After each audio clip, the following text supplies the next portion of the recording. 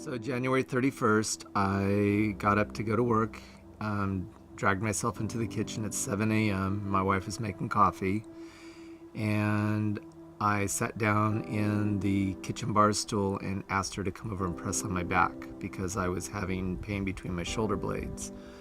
And she began to press on my back to relieve the pressure I was feeling. And I was pushing in between his shoulder blades as hard as I could, and it wasn't helping. So I suggested that he go into the living room and lay on the floor. I was laying face down on the floor, and my wife was pressing on my back to get that spot released.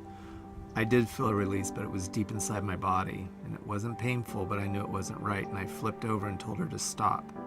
And when he flipped over, his eyes had rolled back in his head. He was foaming at the mouth, and his body was convulsing. I began to hear a gurgling. I looked over, and Melanie was on the phone. And the dispatcher asked if he was breathing. At that time he was, so she guided me through CPR. And she asked if I knew CPR, and I said, "Do you mean mouth to mouth?" And she said, "No, this is what I want you to do." And she was screaming my age, our location, and what was happening to me. And the next thing I knew, Melanie was on top of me, and she was performing CPR.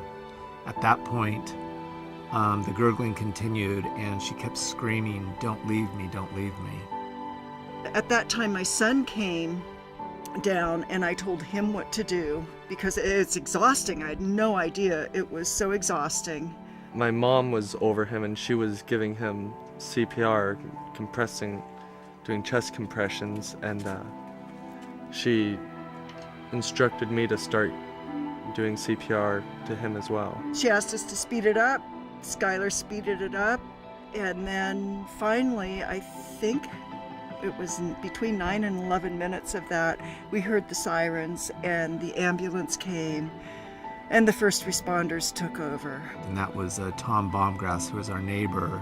And in hindsight, he didn't even realize that it was me, that he was beginning to use the defibrillator on to save my life.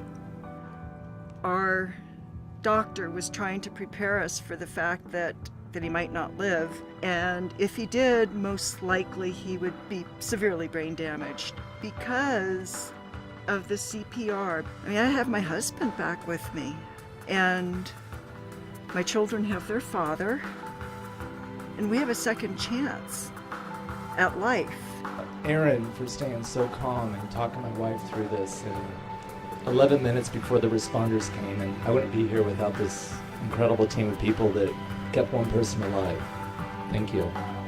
Without the expertise of Aaron's guiding my wife through using CPR and her training and staying calm, cool, and collected, I wouldn't be here today to do this interview.